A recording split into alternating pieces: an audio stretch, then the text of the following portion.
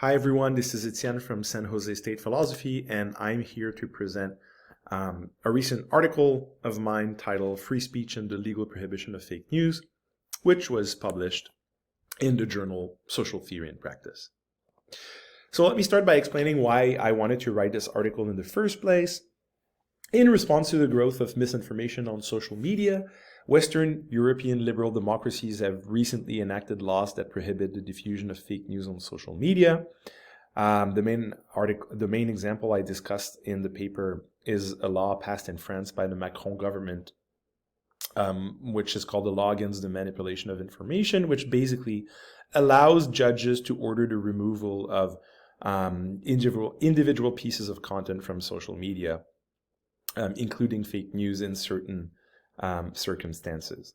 Now, as you can imagine, these laws are highly controversial. Many argue that they're incompatible with freedom of expression. And although there's a rich philosophical literature on the concept of fake news, there's not a lot of philosophical discussion of the relationship between fake news and freedom of expression. So I wanted to write an article about this. So the question that I tackle in the article is the following: does the legal prohibition of fake news on social media represent a reasonable limit to freedom of expression? And I argue that it is, which is the controversial claim that I defend. I think that people are entitled to a form of legal protection against individuals and organizations that deliberately create and diffuse deceptive content, including fake news. Note that my claim is not that all things considered we should legally prohibit fake news. I actually think that we shouldn't. But the reasons why I think we shouldn't have little to do with freedom of expression, right? It's not because I think that prohibiting fake news places an unreasonable, represent an unreasonable limit on freedom of expression. So what are the arguments that I develop in the article in support of my claim? There are two of them. First, fake news disrupts a mutually beneficial form of epistemic dependence in which members of the public are engaged with journalists. And second, I argue that laws against fake news enhance rather than thwart personal autonomy. Now, a lot of the philosophical action in the paper happens when I try to ground this second claim. And the reasons why I focus on these concepts, basically truth and autonomy, is because those two concepts have been really central in the philosophical literature on free speech. And what I try to show is basically that the same considerations about truth and autonomy that underpin the value of free speech actually give us strong reasons to prohibit fake news, right? So if you're one of those philosophers who think that the value of free speech derives from its ability to promote truth, or from the fact that when we respect people's right to free speech, we're treating them like autonomous agents, then you might actually have strong reasons to support legal restrictions on deceptive speech. Just before I present those arguments, I want to offer a definition of fake news. It's not a new definition. I just rely on the existing literature. There's so many articles in which philosophers try to define fake news that I actually wanted to avoid proposing new definitions.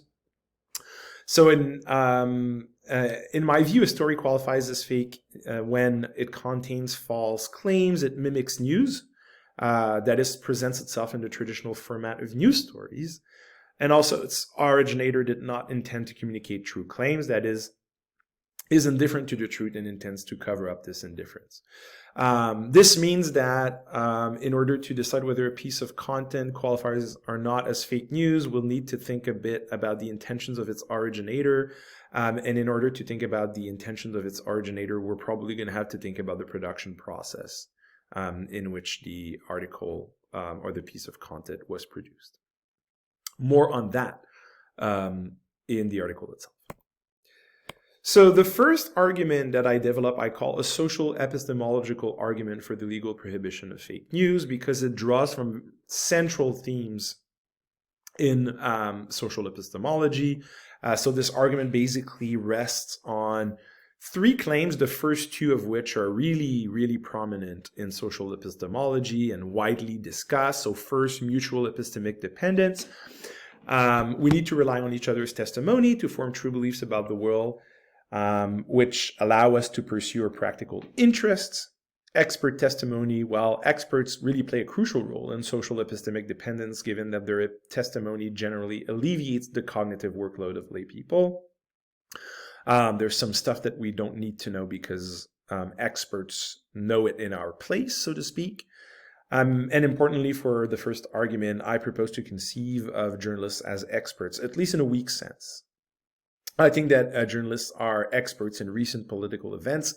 It might not be that they have cognitive skills that lay people don't also have. I remain agnostic on this question, but it's certainly the case that they have access to evidence that is unavailable to us, and that we depend on that evidence to form true beliefs. Now, keeping these considerations in mind, what's the impact of fake news? I suggest that fake news undermines our epistemic dependence on journalists in at least 3 ways. It incites us first to mistake false claims for true ones. That's kind of the main worry with misinformation. But there are other worries, more subtle. I think that fake news also incites people to mistake true claims for false ones. And here the idea at play is that if you interact in an environment where you think a lot of misinformation circulates, you might keep your epistemic guard up, so to speak.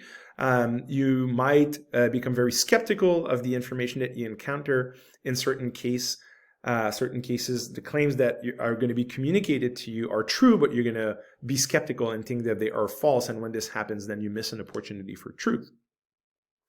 And lastly, fake news incites people to consume less news, which in turn leads them to gather less information about the world. In the article, I, of course, include some empirical evidence in the form of survey results, which support these claims.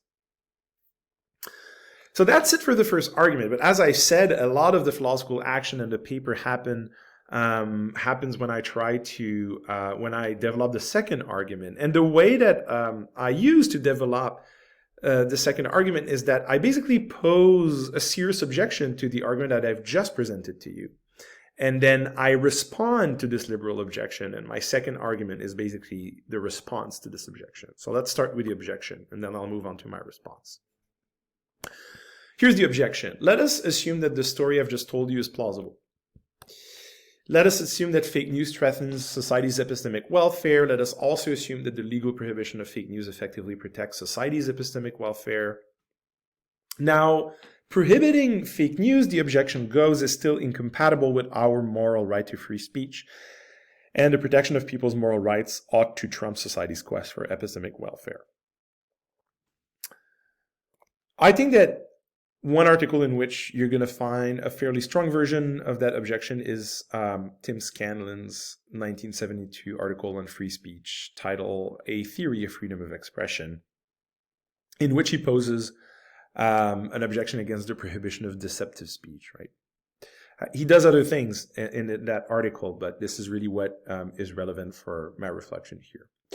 So in this article, Scanlan wrote, there are certain harms which, although they would not occur but for certain acts of expression, nonetheless cannot be taken as part of a justification for legal restrictions on these acts. These harms are harms to certain individuals which consist in their coming to have false belief as a result of those acts of expression. So basically, Scanlan tells us, yes, we might be worried that misinformation is going to lead people to form false belief. But that itself, not only is it not a sufficient reason to place legal restrictions on deceptive speech, it cannot even be part of the justification for such legal restrictions. So what's the reasoning here? What's the justification of this fairly strong assertion by Scanlan? So Scanlan basically tells us a story about autonomy, right? In Scanlan's view, no individual who takes themselves to be an autonomous agent could reasonably reject this line of reasoning, right? The line that he develops in the principle, or the quote that I've just read to you. Authorizing the state to protect us against the harm of coming to have false belief through restrictions on speech amounts to depriving ourselves of the grounds for arriving at an independent judgment, right? So Scanlan basically tells us we are a rational, autonomous agent. We have the capacity to decide for ourselves how we want to act. And when we ask the state to kind of regulate the flow of information and place restrictions on deceptive speech, we're basically inciting the state not to treat us as autonomous agents. And this is not something that we can reasonably do. If we authorize the state to act in this way, we could only judge on the basis of pre-selected evidence. And this would amount to deciding for ourselves only in an empty sense, Scanlan tells us, since allowing others to pre-select the evidence to which we are exposed gives them the power to influence our decisions.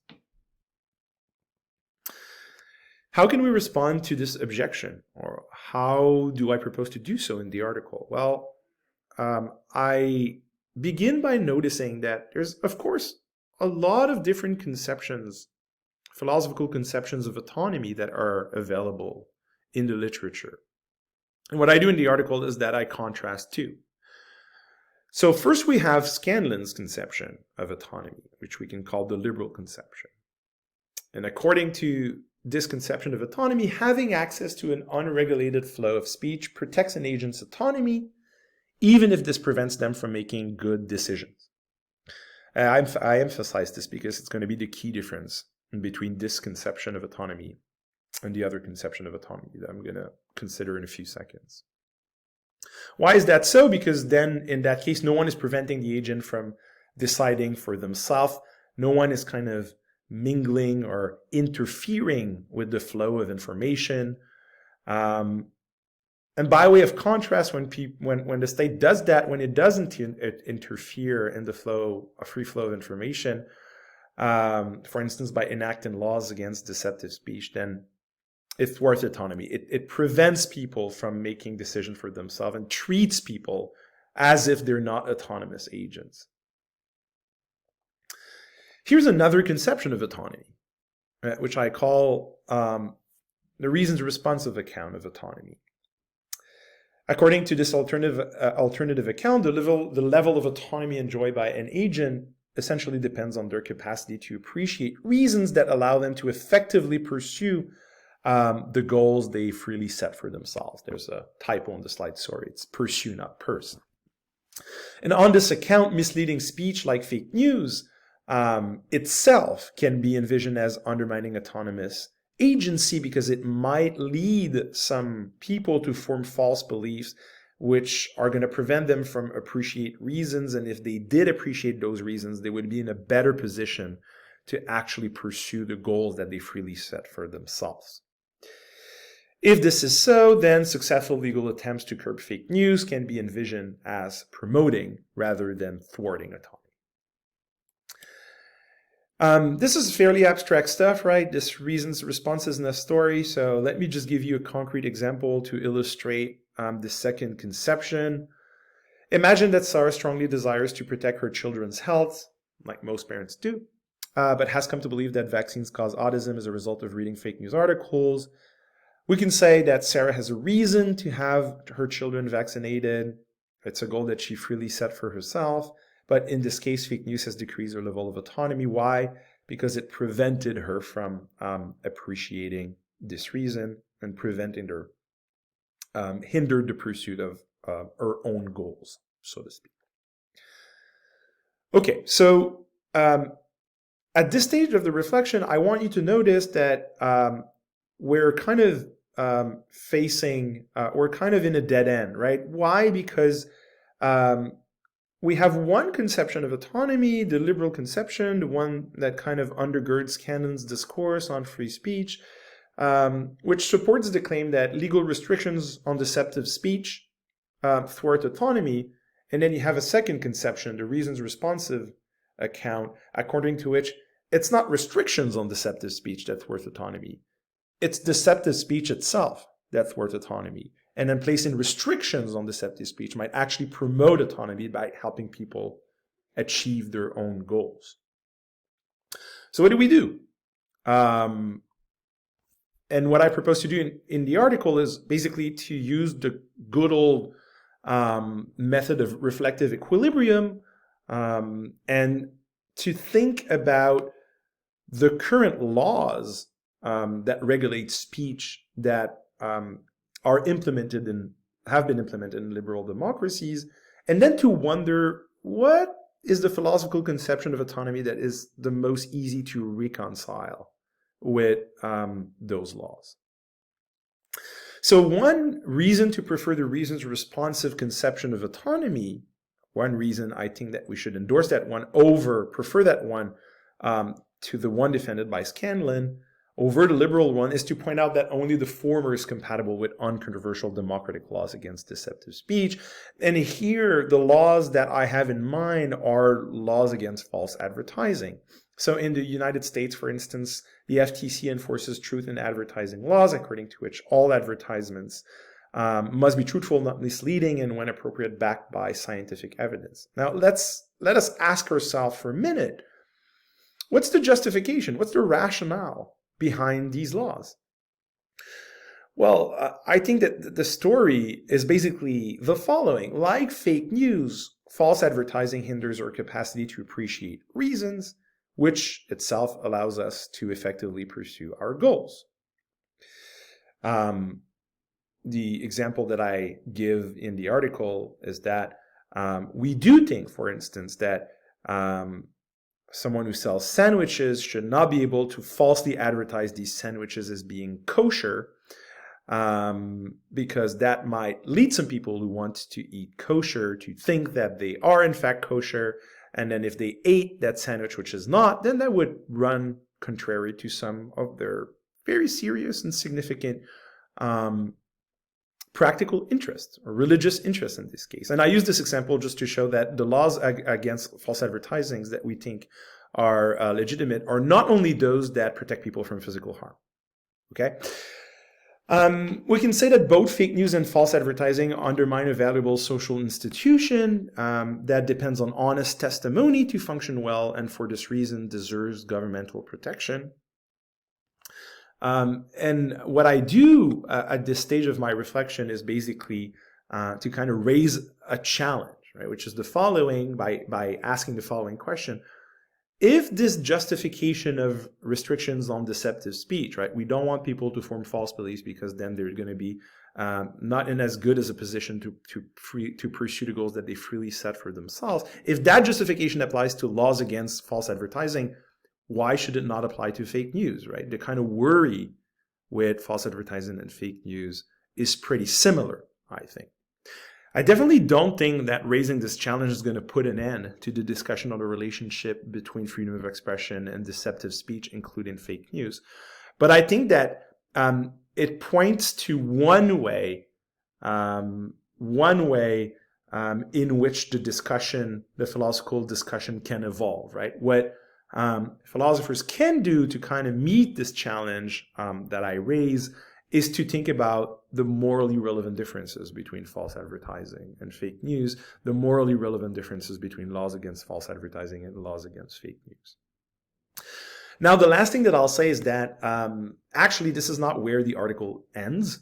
Some of you, especially those of you very familiar with the literature on free speech, might think that basically everything I said today, or at least in the part of the presentation why I focus on the second argument, relates to what we can call the interests of listeners, as opposed to the interests of speakers. Now, I do tell a story about the interests of speakers in the article, and I also discuss and try to anticipate some pretty serious objection that could be formulated against my arguments, but instead of summarizing those objections and telling you the story about speakers' interests, I'm going to simply invite you to go read my article. And last but not least, thank you for your attention.